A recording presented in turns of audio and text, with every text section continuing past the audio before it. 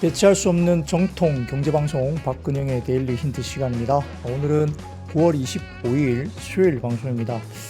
장 오전장에는 상당히 분위기가 좋았습니다. 저도 아침 방송 오늘 3프로TV 잠깐 또 출연을 했었는데 그때만 해도 분위기가 상당히 좋았던 분위기에서 오늘 2시 30분 이후에 갑작스러운 주가지수 선물 급락 사태가 나타나면서 시장이 급하게 밀리고 마무리가 됐습니다. 막판에 좀 약간 특별한 이슈를 딱 짚기는 어려운데 뭐 한두 가지 정도가 저희가 예상을 할 수 있는 뭐 이슈가 있었다고 치지만 그래도 불구하고 그거 하나 가지고 이렇게까지 약간 갸우뚱할 수 있는 그런 모습인데 한국 시장만 빠진 건 아니고요. 중국 시장과 여타 글로벌 시장들이 장 막판에 그 시간 이후부터 조금 밀리는 모습이 역시 보였는데 상대적으로 한국 시장이 오늘 막판 급락세가 좀 더 강하게 나왔던 것은 여전히 취약한 수급 현황을 보여준다는 느낌을 지울 수가 없습니다. 그런 부분들 때문에 오늘 막판에 한 1시간 정도는 약간 저도 멘붕이었던 모습이었고요. 방어를 했지만 쉽지 않았고 그런 부분들 말씀을 드리겠습니다. 네, 여전히 많은 분들 들어오셨고요. 시장이 좀 어렵지만 같이 공유하면서 이야기를 좀 하시면 좋을 것 같습니다. 예, 탈감님 저녁에도 인사드립니다. 오전에도 보셨습니까? 네, 아침 방송 오늘 아주 오랜만에 오프닝 벨 관련된 방송을 좀 봤는데요. Here, Hair Here, 이분도 아침 방송도 보셨다고 하네요. 종종 오전에 들려달라고 하시는 것 같고, 로드만 데니스님, 네, 반갑습니다. 데니스 로드맨 아닌가요?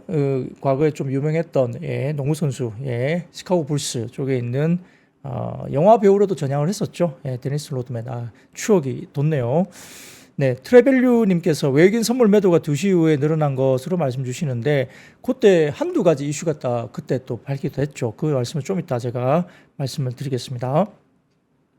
리알디님 아주 좋았습니다. 아마 아침 방송 말씀을 주시는 거라면 너무 감사한 말씀입니다. 자, 그러면 시장 동향 바로 넘어가도록 하겠습니다. 코스피는 오전 21포인트 상승 출발 보였습니다. 중국 경기 부양책 등의 영향으로 석유화학과 철강 등 경기 민감 업종 상승 출발한 가운데 국내 상장 중국 기업이라든지 전선과 전력 설비, 비철 금속, 해운과 2차전지 장비, 핵융합 에너지, 타이어, 화장품, 반도체와 소부장, 딥페이크 보안주, 그리고 유리기판과 초전도체, 액침 냉각, 음원, 음반주들이 강세를 보였습니다. 상당히 많은 섹터들이 이렇게 상당히 좀 좋은 모습을 오전에 보였는데요. 미국 주식시장은 소비자 신뢰지수가 둔화되면서 우려가 있었지만은 50bp 11월 금리 인하가 추가로 빅컷에 대한 확률이 증가되면서 오히려 시장이 반등을 주었죠. 엔비디아도 상승 속에 신고가 경신했습니다. 자, 첫 번째 매크로 자료 올려드리면 미국에 관련된 소비자 관련된 신뢰지수거든요. 이게 심리지수보다는 신뢰지수가 좀 더 중요한 지표로 보이는데 이 부분들이 크게 둔화됐습니다.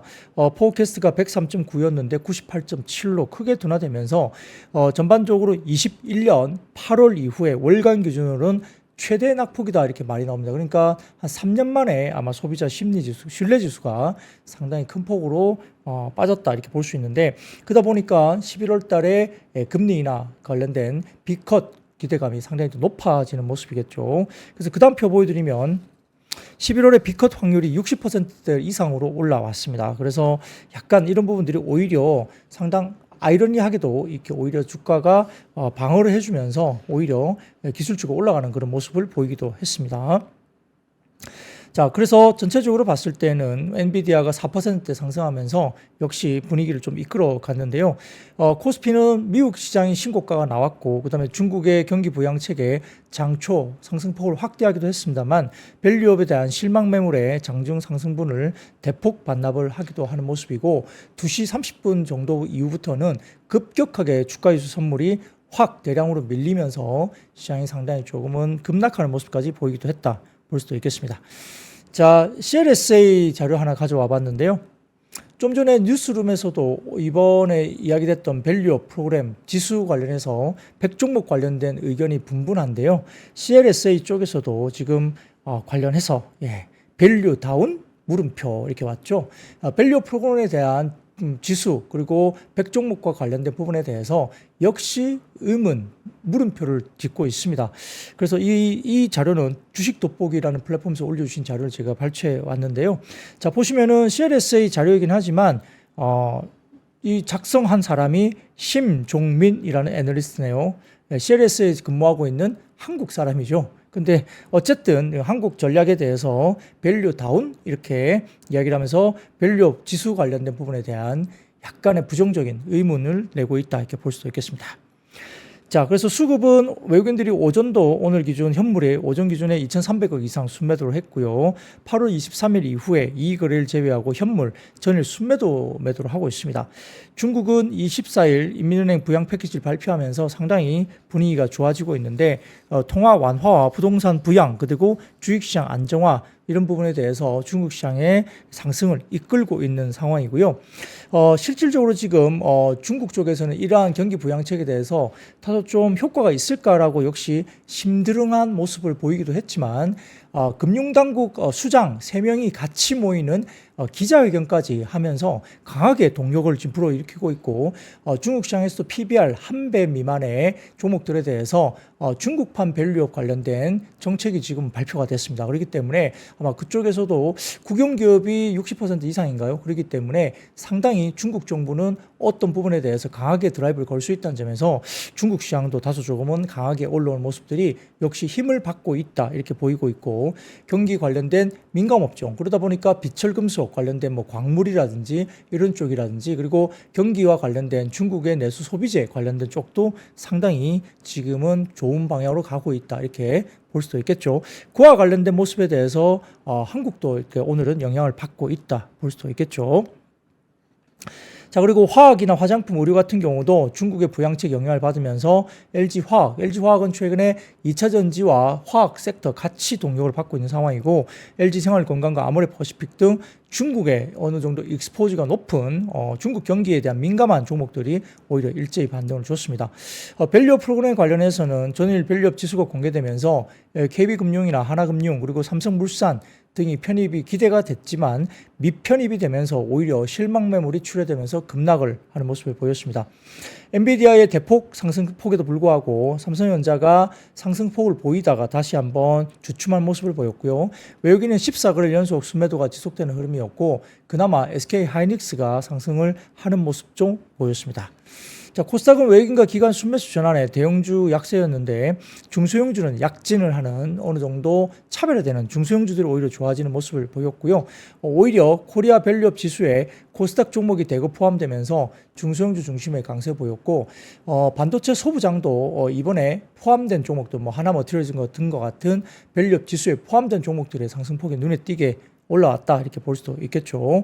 그래서 HPSP도 상당히 좋았고요. 그다음에 리노공업, 하나머티리얼즈, 뭐 그리고 그 외에도 원익 QNC, 그다음에 유니셈, TSK, 한솔케미칼 이런 종목들도 일부 관련된 종목들의 코리아 밸류업 지수에 포함된 중소형 반도체 소부장이 상당히 강세를 보였다 이렇게 볼 수도 있겠습니다. 전선업종 같은 경우는 중국의 부양책 영향에 구리 가격이 상승세를 보이면서 동반 강세를 보이는데 전선주들도 굉장히 좋았고요. 그 외에도 딥페이크 성범죄 방지법 의결 소식에 관련된 딥페이크 보안 업종 이런 부분들도 오늘 눈에 띄게 좋았습니다. 아까 말씀드렸듯이 2시 30분 이후에 외국인 순매도가 이어지면서 장초반 상승폭을 반납하고 급격한 하락 전환을 오늘 2시 반 정도부터 이야기됐는데요. 자, 전일 장마감 이후에 발표된 밸류업 지수가 다소 실망스럽다는 의견이 대다수였다는 부분도 있고요. 뭐 좀 이따 그걸 말씀드리겠지만 그런 부분도 있었고 그 시간 전후로 해서 12시에서 1시 사이에 이번에 이스라엘 쪽 관련된 부분에 대해서 일부 뭐 공격 소식, 하마스 관련된 일부 이야기가 또 나오면서 속보가 로이터 통신을 통해서 일부 나오면서 흥구석유가 급반등을 보였는데 다시 한번 강보합까지 쭉 밀렸거든요. 근데 2시 한 30분 정도에 2시 20분 정도인가요? 그때부터 또 뭐 로켓 발사라든지 일부 또 이야기가 또 나오면서 속보가 또 나왔죠. 그러다 보니까 2시 30분 이후에 이러한 흥구소유가 8% 가까이 9% 가까이 급등세를 보이면서 시장은 주가지수 선물이 급격하게 빠지기 시작했습니다. 더군다나 그 시간 즈음에 민주당 쪽에서 이번에 금투세 관련된 부분들을 한 달 정도 유예한다. 결정에 대한 부분을 유예한다. 이렇게 이야기가 나오다 보니까 이것도 그 시간 즈음에 뉴스가 나오면서 바로 어떤 영향을 좀 미친 것이 아니냐 이렇게 시장은 약간의 추정을 할 수도 있겠습니다. 그래서 이런 부분들이 역시 시장의 금투세가 역시 시장에 굉장히 센티적으로 좋지 않은 어떤 영향을 미치고 있다는 부분에 대해서 영향을 받고 있는 것 같고, 말씀드렸던 그 시간쯤부터 주가의 선물이 급락할 때 흥구 수교 등 어떤 방산 뭐 이런 여러 가지 뭐 그 외에도 이런 전쟁과 관련해서 테마주로 올라가는 종목들의 급등세가 나왔다는 점도 일부 영향을 같이 미친 것이 아니냐 볼 수도 있겠죠. 그래서 이런 두 가지 정도가 2시 반 이후에 주가를 급락시킨 모습으로 보였다 볼 수도 있겠습니다. 자, 그래서 업종별로는 코스피에서 섬유의복과 화학, 의료정밀 등이 강세를 보였고요. 코스닥 업종별로도 뭐 기계 장비라든지 비금속 쪽이 강세를 보이면서 약간의 차별화가 확실히 나타났다는 점이고요. 예상외로 밸류업 기대감이 낮았지만 의외로 지수에 편입됐던 페노션, 그 다음에 포스코 DX, NC소프트, FNF 등도 개별적으로는 그래도 강세를 보이면서 마무리를 했습니다. 그러니까 역시 오늘은 밸류업 지수에 들어갔던 몇몇 종목들이 상당히 좋았던 모습이 있고요. 금융주 같은 경우는 다소 좀 빠지긴 했는데 제가 어제부터 말씀드렸지만 상반기까지 이 밸류업이라고 한다면 금융주 중심으로 지주사, 그 다음에 자동차 이렇게 수급이 집중됐었기 때문에 그런 집중된 수급이 주가를 끌어올렸다면은 이번에 일부 불발된 금융주들도 조금 어이없게 불발된 쪽도 분명히 있고요. 그 외에도 기존의 밸류업 관련된 집중된 수급이 다른 쪽으로 분산될 수밖에 없습니다. 각 섹터별로 종목들이 나오기 때문이기 때문에 결국은 금융주에 대해서는 조금 상대적으로 센티적으로 좀 좋지 못할 수 있다. 왜냐하면 상반기에 집중되던 수급이 단 쪽으로 분산될 수밖에 없으니까요.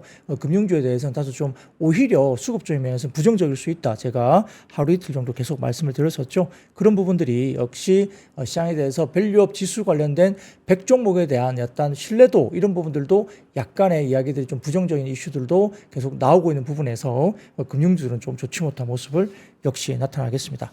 자, 오늘 발표되는 마이크론 실적 발표가 또다시 내일 변곡점이 될 수 있기 때문에 상당히 중요한데요. 좀 두려움이 좀 있습니다. 실적이 아주 서프라이즈 할 거다 그런 이야기는 안 나오고 있기 때문에 상당히 만만하지 않을 수가 있을 것 같고요. 어떤 커멘트를 할 것인가. 그러니까 뭐 아직까지는 여러 가지 뭐 공급 이슈에 대해서 공격적으로 공급을 못 한다. 뭐 아직까지 수율 문제가 있다. 이런 식으로 상당히 제한된 공급 이슈를 이야기를 한다든지, 그럼에도 불구하고 수요는 상당히 탄탄할 수 있다. 뭐 캐펙스 이슈도 상당히 빅테크들 굉장히 캐펙스 계속적으로 늘려주면서 본인들한테 오더가 많이 온다. 뭐 이런 식의 논리가 좀 돼야만이 시장이 좀 안정을 찾을 것 같고, 우린 너무 잘하고 있고 뭐 앞으로 굉장히 또 많은 물량을 낼 거야 이러면 최근에 재고 부담이라든지 공급 이슈에 대해서 이슈가 늘 있기 때문에 반도체 섹터가 내일은 상당히 답답하게 오히려 더 빠질 수도 있다는 점, 오늘 상당히 중요한 이야기가 나올 것 같습니다. 그런 것들 다시 한번 지켜보시면 좋을 것 같고요. 자, 첫 번째 그 다음 매크로 지표 하나 보여드리겠습니다. 매크로 보여드리면 어제 같은 경우에 나스닥의 골든 드래곤 차이나 지수입니다. 이게 미국 나스닥에 포함되어 있는 중국 업종들의 이야기인데요.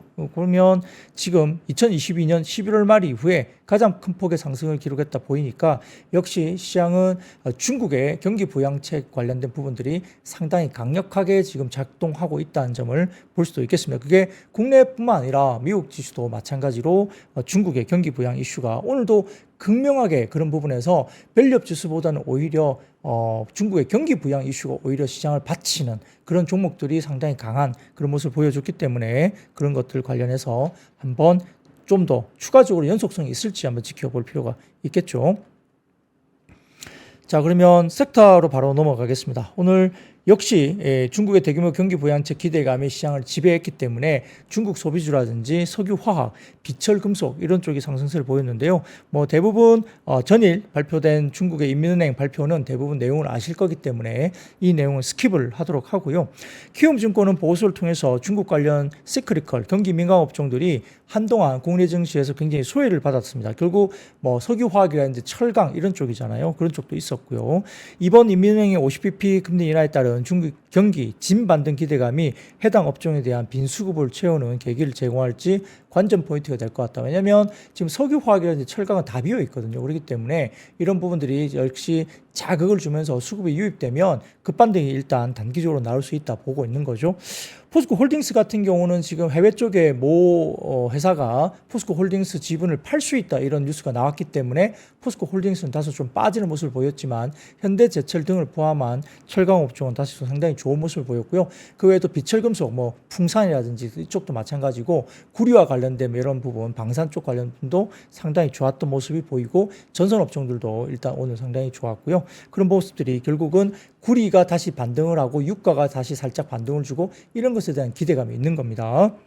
뭐 아직 중국 시장이 그렇게 뭐 이거 하나 가지고 되겠느냐, 뭐 중국의 경기가 좋아지겠냐 이런 반론을 제기할 수도 있기 때문에 역시 연속성에 대한 부분은 좀 지켜볼 필요는 있겠습니다만 어제 오늘 같은 경우에는 역시나 상당히 그런 것들이 지배를 했다 볼 수 있겠죠. 그래서 국내 상장 기업 중국 가운데 뭐 컬러레이라든지 형성그룹, 그다음에 걸스탈 신소재, 로스웰 등의 중국 업체들도 오늘 주가들이 상당히 좋았고 현대바이오랜드, 아모레퍼시픽, 코스맥스, 그다음에 형제엘리트, FNF, SM, 일스소프트, 위메이드 등과 같은 중국 소비 관련주, 특히 중국 쪽에 익스포즈가 있는 종목들이 괜찮은 모습을 보였고요.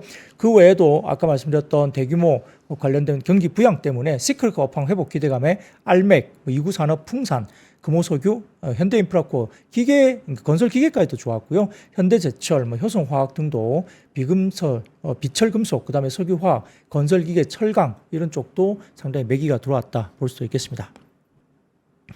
자, 그런데 전체적으로 화장품 관련된 상승 코멘트에 대해서 오늘 아모레퍼시픽과 LG생활건강, 그다음에 코스맥스가 급등했지 않습니까? 그래서 이와 관련해서 신한투자증권에서 이야기를 했는데요.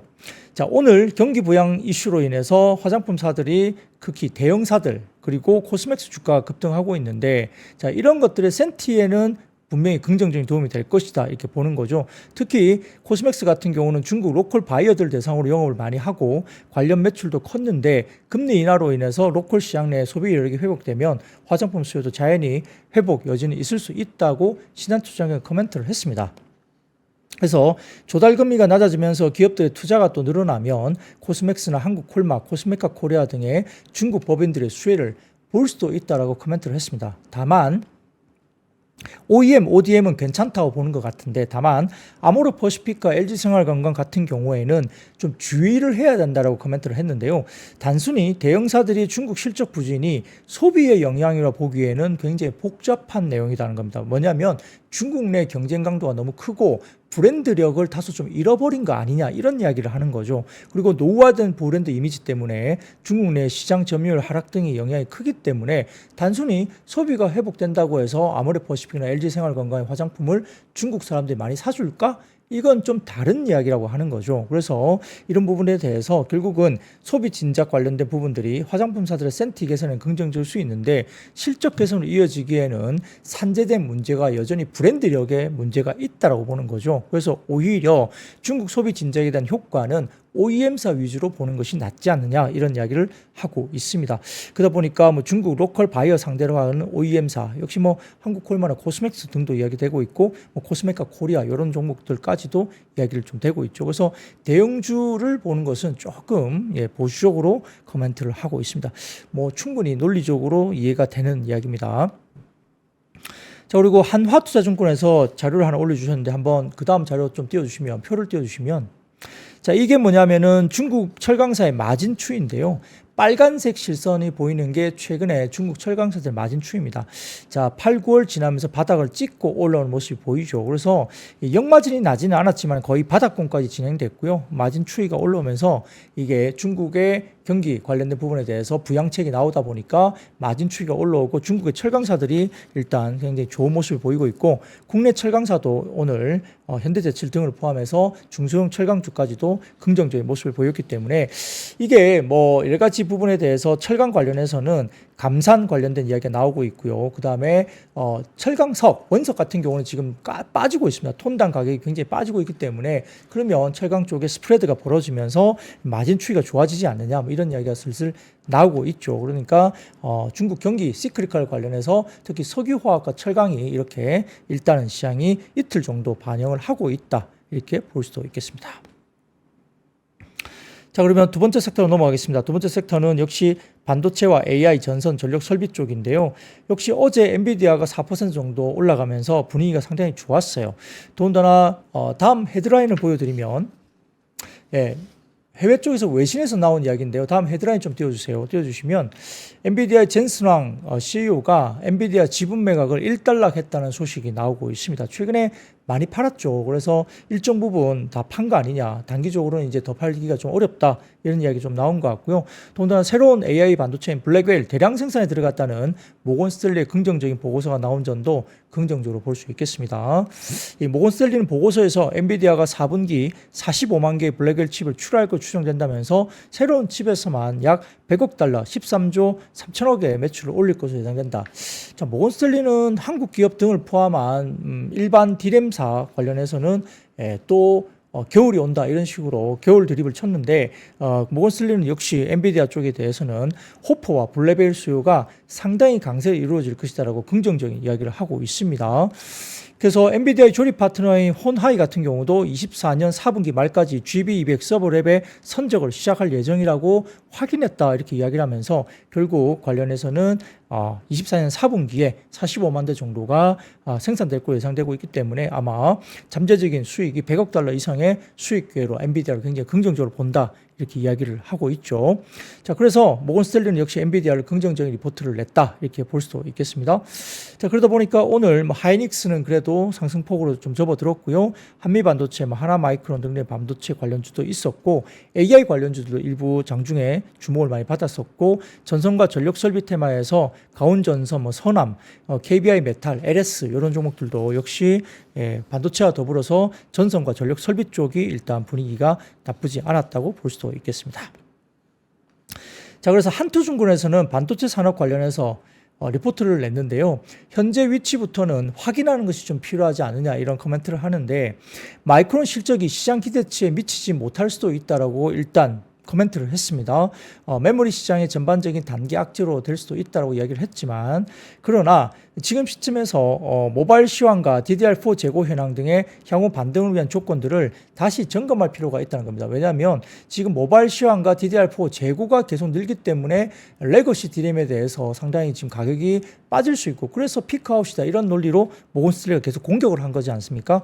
그에 대해서 DDR4와 LPDDR4 가격은 시장 전반에 높아진 재고 수준을 감안할 때 일부 하락세는 피하기가 좀 어려운 국면이 맞다라고 보지만 DDR5라든지 LPDDR5는 기술적으로 HBM 쪽으로 집중 때문에 캐파가 상당히 소진이 되면서 선단 공장 캐파 부족으로 인해서 공급 부족이 지속되고 있다는 거죠. 그러면 DDR5와 LPDDR5가 결국 가격이 계속 올라간다는 건데 2분기 기준으로 봤을 때 DDR5와 LPDDR5가 비중이 전체 디램에서 40에서 50%까지 차지하고 있고 3분기 넘어가면 그 비중이 더 많이 올라간다는 거죠. 그래서 전반적으로 연말로 갈수록 DDR5 비중이 계속 증가하기 때문에 가격이 굉장히 좋은 디램이 결국 비중이 계속 늘어난다는 겁니다. 그러다 보니까 블렌디드 ASP가 그러니까 합혀진 혼합된 평균 판가가 결국은 DDR4에서 재고가 좀 늘어나고 가격이 일부 빠진다 하더라도 전체 디램 가격은 상승세가 그대로 유지될 것으로 본다는 겁니다.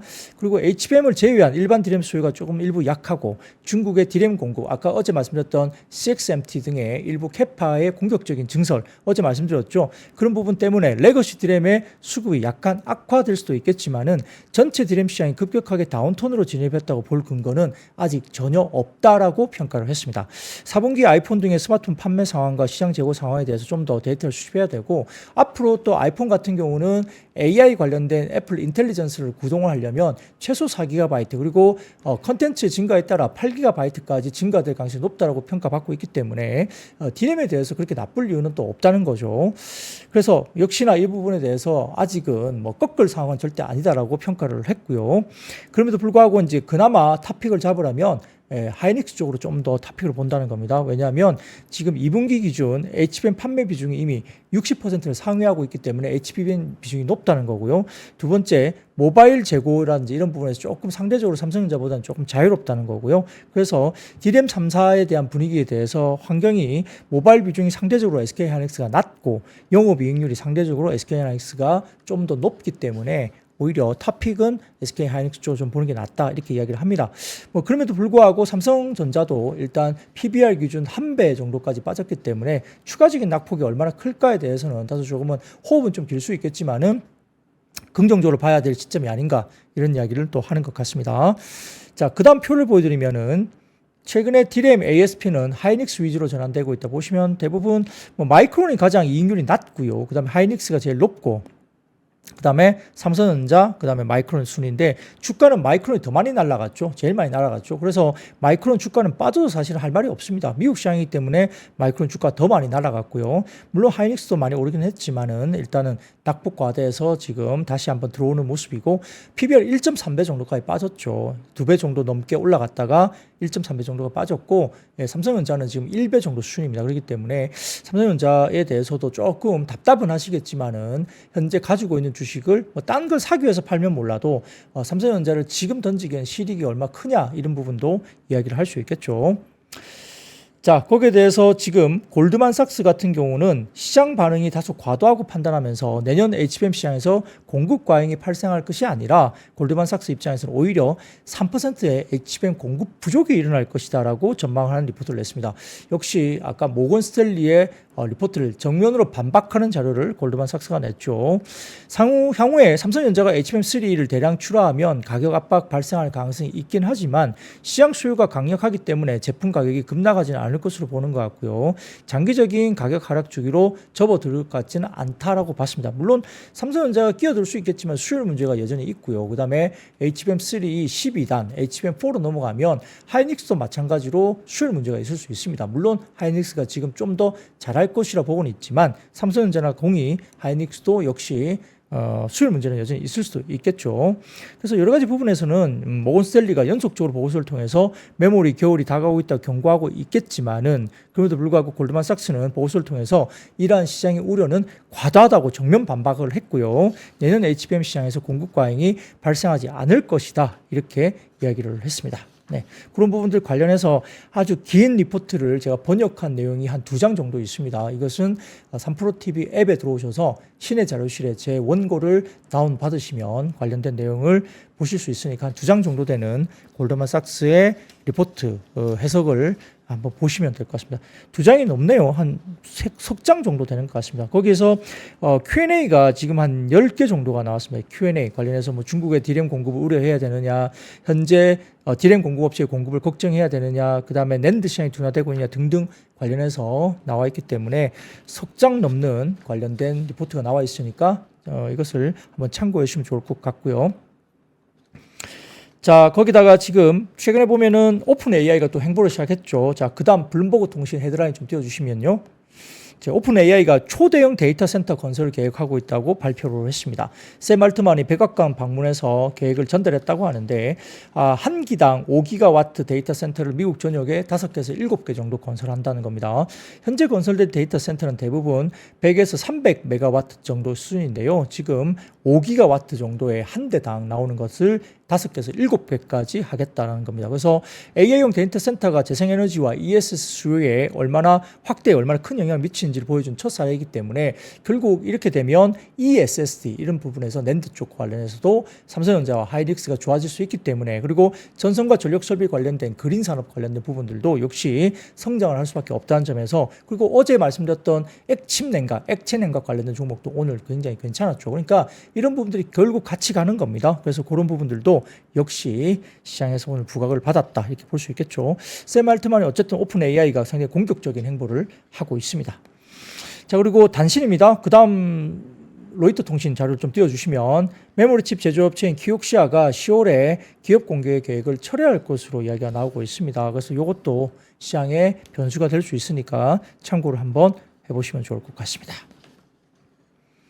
자, 그러면 세 번째 이슈로 넘어가겠습니다. 세 번째 이슈는 자동차와 부품 쪽인데, 물론 오늘 완성차는 조금 종가 무렵에 지수가 빠지면서 약간 주춤하는 모습을 보이기도 했습니다만, 역시 부품 업종들은 일부 좀 올라온 모습이 보입니다. 왜냐하면 외신에 따르면은 현대차 인도법인이 인도증권거래위원회로부터 신규 IPO 승인을 받았다고 외신 발표가 있었습니다. 그러니까 인도 IPO를 하는 거죠. 그래서 약 30억 달러, 4조 원을 조달할 수 있는 계획이고요. 내년 초에 인도산 전기차를 출시하고 2026년부터 가솔린 모델을 최소 2개 이상 출시할 것으로 전해지고 있습니다.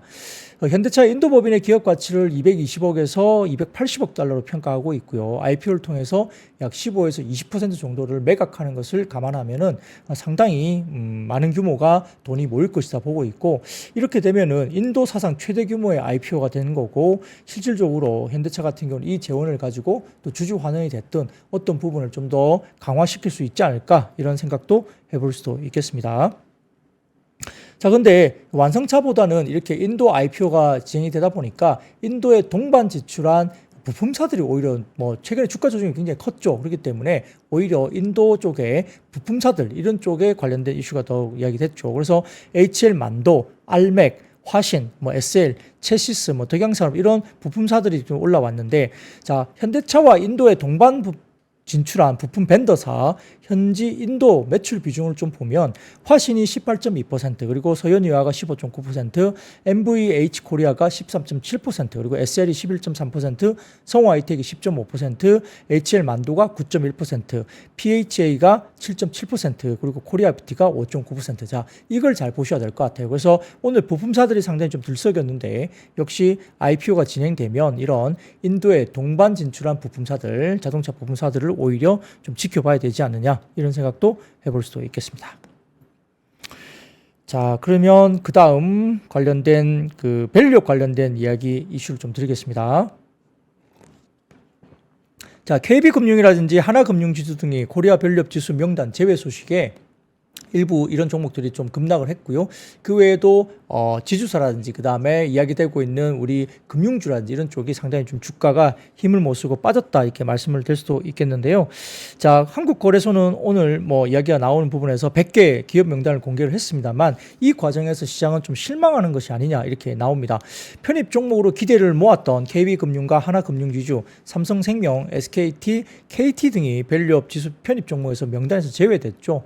통신주가 하나도 안 들어가는 것도 좀 의아했고요. 그 다음에 아까 말씀드렸던 일부 금융주들이 빠졌다는 것도 조금 이해하기가 힘든 부분이죠. 그래서 이런 부분에 대해서 뭐 여러 가지 부분이 설왕설래를 하고 있습니다. 그래서 뭐 여러 가지 부분에 대한 부분들이 조금은 이야기가 많이 나오고 있는데, 여러분도 비슷하게 생각을 하실 수도 있겠지만, 일단 IM증권에서 나온 밸류업 지수 선정에 대해서 아쉬웠던 3가지라는 리포트가 나와서 한번 소개를 한번 해드리겠습니다.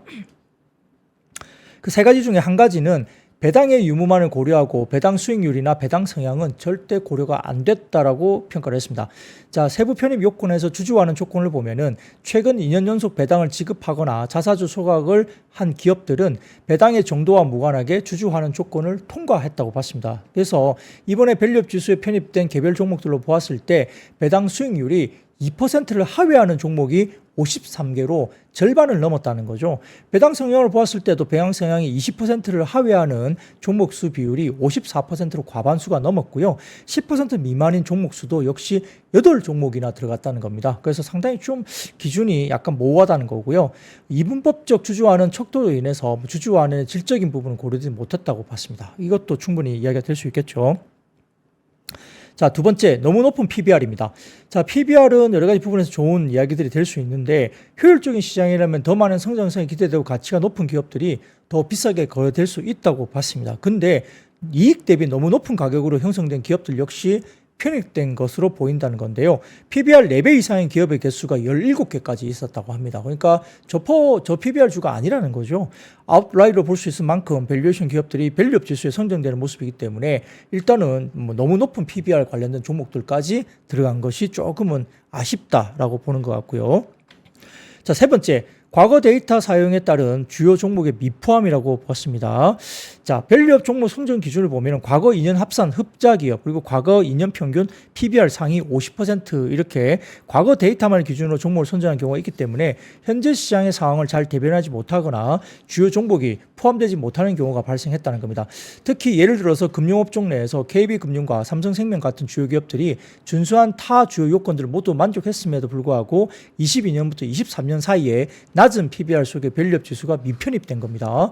수익성 측면에서도 과거 적자 여부만 판단하면서 성장성이 고려되지 않은 부분도 문제점으로 부각이 됐다고 평가를 했고요. 24년 단기 순이익 기준 역성장이 전망되는 기업 수가 100개 중에 17개가 들어갔고, 성장률이 20%를 하회하는 종목 수도 비율이 약 42% 정도 순이기 때문에 상당히 좀 그 기준이 아쉽다, 이렇게 3가지 기준에 대해서 비판을 했습니다. 그래서 밸류업 지수 관련된 100가지 종목들이 역시 이제 리밸런싱은 되긴 되겠지만은 일정 몇 달이 지나면서 다음에 리밸런싱이 되겠죠. 그러니까 그 리밸런싱이 되기 전까지는 이 부분들 논란 논란이 상당히 좀 많이 있을 수도 있다는 거죠. 근데 다만 이제 실질적으로 정말 좋은 기업들 그리고 중소형주들은 수급 강도에 따라서 수급 강도가 상대적으로 높은 종목이 있을 겁니다. 시가총액이 상대적으로 적고 그다음에 하루 거래 대금이 좀 적은 종목 가운데 밸류업 지수가 포함됐다면 지수가 나중에 나왔을 때 이를 그러니까 모르겠어요. 다 추종을 할지는 모르겠습니다. 여러 가지 이슈들이 있기 때문에 추종을 하지 않는다고 볼 수 있겠지만은 일부 지수 관련된 상품 이런 제품이 나온다고 한다면 이러한 펀드들이 운영이 되면 결국은 편입을 할 수밖에 없죠. 그러니까 이런 것들이 결국은 약간 시가총액이 작고 하루 거래 대금이 상대적으로 약한 종목들이 조금은 매수 강도가 강해질 수 있다는 점도 뭐 우리가 좋든 싫든 뭐 그런 쪽의 영향도 생각을 해봐야 되겠죠. 자, 그런 것들 같이 한번 볼 수도 있겠습니다. 그래서 역시 이제 밸류업 지수 관련된 100개 종목이 나오니까 조금 말들이 좀 많은 것 같아요. 네, 어떻게 이 부분을 좀 설명할 수 있을까 향후에 좀 지켜봐야 되겠죠. 네, 그러면 그 다음 섹터로 넘어가겠습니다. 그 다음 섹터는 역시 테슬라 관련해서 2차전지 쪽인데 역시 오늘은 2차전지 쪽이 상당히 선전한 모습을 보이긴 했지만은 뭐 양극재나 그 다음에 셀업종보다는 장비주가 좋았습니다. 장비주. 오히려 장비주가 좋았는데 자, 지난밤에 그 삼성 SDI와 그리고 GM이 미국 배터리 합작 공장에 최대 1조 원에 달하는 설비를 구축할 것으로 전해졌습니다. 그래서 이런 부분들 때문에 일부 협력사는 장비 입찰을 위한 견적을 내달라는 요청을 받은 것으로 파악이 됐다. 이렇게 이야기 나오고 있죠. 그래서 늦어도 내년 1분기 이전에는 PO 그러니까 구매 주문이죠. 프로덕트 오더 이렇게 나올 것으로 전망되고 있어서 삼성 SDI와 GM은 미국 인디애나주 관련해서 각형 배터리 합작 공장을 구축하기 위해서 35억 달러 약 4조 6천억을 투자할 예정인데 업계에서는 장비 투자 발주가 최대 1조 원 규모에 이를 것이다 보는 것 같습니다. 그러다 보니까 PNT 하나기술, 원익BN이 뭐 신흥 SEC 이런 종목들도 상당히 좋았고요. 그 외에도 뭐 제일 MNS라든지 그다음에 LG엔솔, 뭐 에코프로 머티, 코스모화학 등과 관련된 종목들도 주가들이 움직임이 있었다는 겁니다.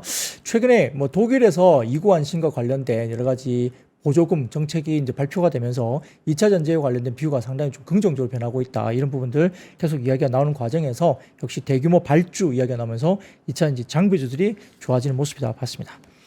자, 미래에셋증권에서는 배터리 관련된 이야기 하면서 9월 겨울이 끝나가는 신호들이라고 또 이야기를 하고 있습니다. 미래에셋증권도 또 겨울 이야기를 했네요. 네.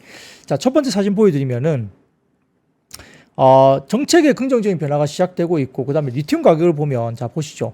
리튬 공급자별 캐시 코스트 비교인데요. 여기 보시면 톤당 약 12,600달러 정도가 되는데 이 이하로 추가적인 하락이 된다면 중국 스포드민 업체가 그리고 여러 가지 부분의 업체들이 구조조정과 운용 중단이 예상되는 겁니다. 그러니까 탄산음료 스팟 가격 아래로 지금 이제 내려가 있는 부분들이 있는데 캐시 코스트가 이제 점점점 내려가게 되면은 이제 오른쪽에 있는 종목들 관련이죠. 이런 업체들이 결국은 상당히 많이 뭐라 그럴까요? 문을 닫거나 구조조정을 하지 않으면 어려운 측면에 속할 수 있다. 캐시 코스트 관련된 부분들을 상당히 위협하고 있는 가격에 빠졌다는 겁니다.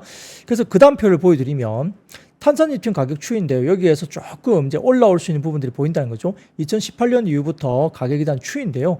약간 바닥권에 좀 진입한 부분이 아니냐 이렇게 보이는 것 같고 24년 말 이후부터는 어느 정도 탄산리튬과 니켈 가격에 대한 반등에 대한 기대감도 일부 있을 수 있는 구간이다. 이렇게 평가를 하고 있는 것 같습니다. 자, 그리고 그 다음 세 번째 보여드리면 탄산리튬 가격 전망과 니켈 가격 전망인데요. 역시 아주 급반등을 하지는 않겠지만은 약간 나이키 모양으로 이렇게 우상향 그림이 그려질 수 있는 모습이 2024년 이후로 26년까지 올라가는 모습으로 보일 수 있다는 거고요. 지그재그이긴 하지만 나이키 모양으로 일단은 탄산리튬 가격과 니켈 가격이 서서히 좀 올라가지 않겠느냐 이런 미래에셋증권의 추정치가 있습니다. 그래서 그 다음 표를 보여드리면 리튬 가격 상하단 가격 전망이 나오는데요. 이 표로 보여드려서 아마 숫자가 잘 안 보일 수 있기 때문에 이 부분도 미래에셋증권의 자료를 한번 찾아보시든지 아니면 신의 자료실에 들어오셔서 제 원고를 한번 보시면 이 테이블을 보실 수 있으니까 한번 지켜보시면 좋을 것 같고요. 아무튼 뭐 원재료라든지 이런 양극재, 리튬 가격 그리고 여러 가지 부분에서 수요까지 해서 2차 전지 관련된 부분에 대한 바닥론, 업황에 대한 회복 이런 긍정적인 변화에 대한 리포트가 나오고 있다는 겁니다. 그래서 그 다음 표 보여드리면 자, 독일의 EV 판매량 추이와 보조금들의 정책 변화 과정인데요. 보시면은 2023년에 중반 정도에 법인 보조금 중단되면서 이렇게 막대를 보시면 확 이렇게 판매 추이가 꺾인 적이 있고요. 그다음에 중국의 EV 보조금 조사 시작이 쭉 되는 과정에서 소비자 보조금도 중단하는 게 24년 1월입니다. 그렇게 그때 막대 그래프가 완전히 꺾였던 부분이 있는데 자, 보조금 재개가 논의되면서 실질적으로 이제는 수요 부분이 좀 더 증가할 수 있지 않을까.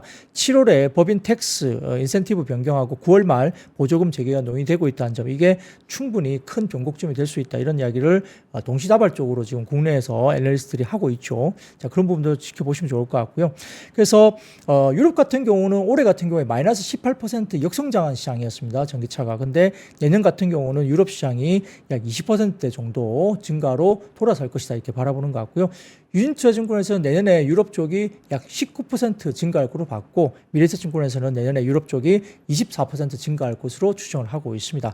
약 20% 전후로 증가세가 이루어질 것으로 보는 것 같고요. 그리고 25년 미국의 EV 판매도 내년에는 34% 증가세로 조금은 돌아설 거다. 물론 미국의 IRA 폐지가 현실적으로 쉽지 않다라는 공감대도 충분히 있다고 볼 수도 있겠습니다. 자, 그 다음 섹터는 역시 딥페이크 성범죄물 소지 그리고 시청처벌 법사위 통과 소식에 보안주들이 다시 올라왔죠. 그래서 딥페이크로 제작한 성범죄물을 소지하거나 시청한 경우에도 최대 3년 이하의 징역에 처해지도록 법안이 국회 법사위를 통과했다고 알려졌습니다. 자, 조심들 하셔야 될 것 같고요. 이런 뭐 불법적인 어떤 부분들은 뭐 하면 안 될 걸로 보입니다. 그래서 오늘 26일 날 국회 본회의에서 무난히 통과될 것으로 전망되고 있어서 관련된 보안주들이 움직임이 좋았다는 거고요. 자, 그 다음입니다. STO 법제화 기대감도 오늘 관련주들이 동반 상승을 보이는 이유가 됐습니다. 한국경영정보학회 디지털자산연구소가 제1회 디지털자산 STO 포럼 조창 간담회를 개최할 것으로 26일 날 예정이 되어 있습니다. 그래서 이 부분들이 이야기되고 있고요. 그 외에도 김재섭 의원이 이달 STO 법제화를 위한 자본시장과 금융투자에 관련된 법률과 주식사채 등의 전자등록과 관련된 법률 일부 개정법안을 대표 발의할 것으로 예정되고 있어서 STO 법제화 기대감이 지금 이루어지면서 관련주들, STO 관련주들이 일단 주가들이 움직임이 있다 볼 수 있겠죠. 이것도 뭐 역시 테마적인 움직임이 있겠죠. 그런 것도 지켜보시고요. 그 외에도 미국 주도의 핵심 광물 안보 파트너십, 이게 MSP인데요. 금융 네트워크 설립 소식이 이루어지면서 히토류 관련된 종목들도 일단 분위기가 올라왔다는 거고요. 마지막으로 표 하나 보여드리겠습니다. 미국 대선 해리스와 트럼프 지지율 관련된 분위기인데요. 보시면은 해리스 부통령이 트럼프 후보의 지지율이 약간 우세하다는 뭐 CNN, 그 다음에 로이터, 입소스 뭐 이와 관련된 이야기들이 이제 여기까지 나옵니다. 근데 이 선거는 또 열어봐야 될 것 같아요. 경합주라든지 이런 부분들이 여전히 아직 모르기 때문에 좀 열어봐야 됩니다. 근데 아무튼 현재까지는 해리스 부통령이 지지율이 좀 더 우세하다는 이런 여론조사가 나오면서 역시 오차 범위 내이기 때문에 열어봐야 되지만 이런 부분들이 이야기되면서 마리아나 관련주라든지 이런 것들이 좀 움직이기로 했다. 물론 이것은 역시나 굉장히 좀 아직까지는 변수가 있기 때문에 이걸 믿고 투자하기는 좀 어렵다. 헬스 트레이드를 이렇게 강하게 우리가 공격적으로 투자하기는 좀 어렵다. 아직까지 말씀 꼭 드리겠습니다. 자, 오늘 준비한 이야기는 여기까지입니다. 여러분들 환절기입니다. 목감기라든지 그 다음에 코로나, 감기 조심들 하시고요. 내일도 웃는 얼굴로 찾아뵙겠습니다. 여러분 아시죠? I see you. 박근영, 이선영, 사경인, 염승환 투자 마스터들의 세심한 케어로 건강한 투자 습관을 만드세요. 3프로 멤버십 3프로 앱에서 확인하세요.